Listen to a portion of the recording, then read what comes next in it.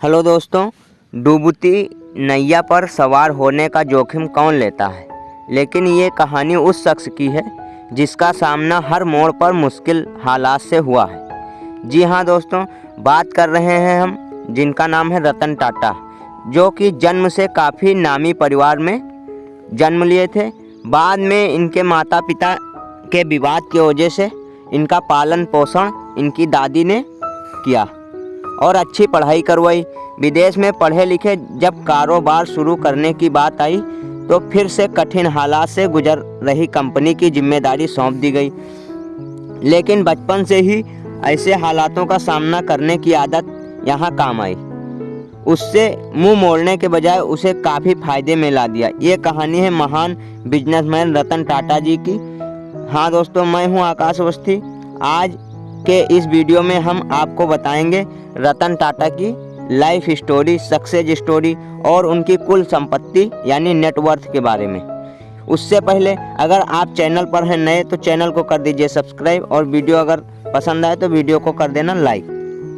तो चलिए जानते हैं दोस्तों रतन टाटा का फुल नेम है रतन नवल टाटा। उनका जन्म 28 दिसंबर 1937 में सूरत इंडिया में हुआ था और 2023 के हिसाब से उनकी आयु 83 वर्ष हो चुकी है। उन्होंने 8वीं तक की पढ़ाई चैंपियन कॉलेज से की है। इसके बाद वे यूएस चले गए, जहां उन्होंने बाकी की पढ़ाई हार्वर्ड बिजनेस स्कूल से की है।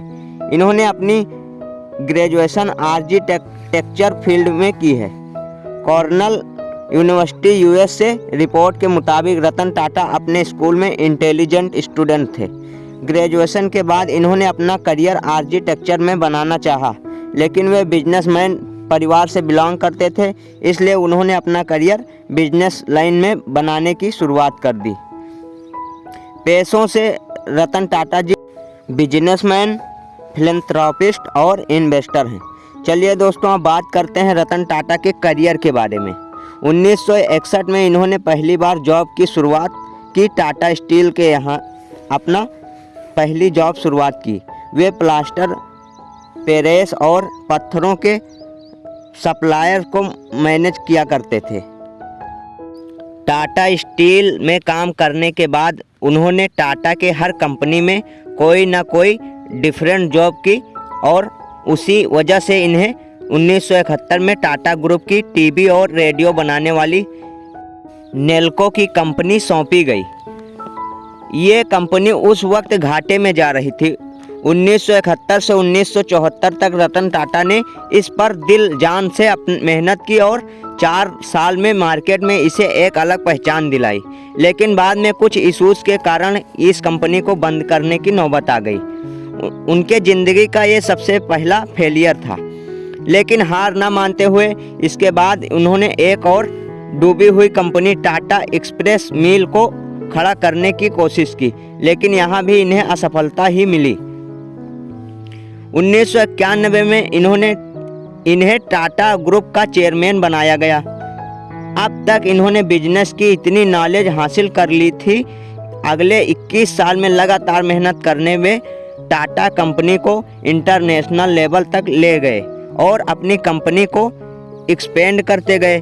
भारत और फॉरेन कंपनी में रतन टाटा जी के आने के बाद 50% तक मुनाफा होने लगा और यहाँ से बिजनेस की दुनिया में सक्सेस का सफ़र रतन टाटा जी का शुरू हो गया। काफ़ी साल टाटा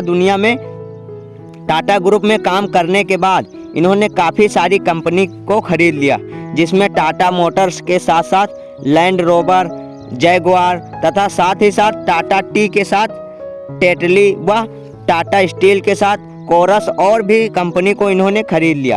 एक इनकी ज़िंदगी में एक मौका ऐसा भी आया जब इनकी टाटा मोटर्स घाटे में जा रही थी, तब इन्होंने उसे सेल करने का फैसला कर लिया। इन्होंने फोर्ड कंपनी के चेयरमैन के साथ मीटिंग रखी। इनके चेयरमैन बिल फोर्ड ने टाटा को बहुत क्रिटिसाइज किया और कहा, जब आपको कार बनानी आती ही नहीं तो इस कंपनी पर इन्वेस्टमेंट क्यों किया। साथ ही साथ इन्होंने ये भी कहा कि हम टाटा कंपनी को खरीद कर आप पर एक एहसान कर रहे हैं और इतनी सारी बातें सुनने के बाद रतन टाटा वहां से उठकर चले गए और डील कैंसिल करने का फैसला कर लिया।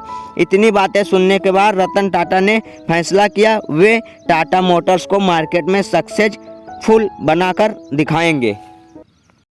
काफ़ी साल मेहनत करने के बाद इन्होंने टाटा मोटर्स को उन ऊंचाइयों पर पहुंचाकर दिखाया जहां पर कोई सोच भी नहीं सकता। चलिए दोस्तों, अब बात कर लेते हैं रतन टाटा के अवार्ड्स के बारे में। पद्म भूषण, पद्म विभूषण और CNN और इंडियन बिजनेसमैन के अवार्ड इनको मिल चुके हैं। फैमिली से मिलवाते हैं अब रतन टाटा के।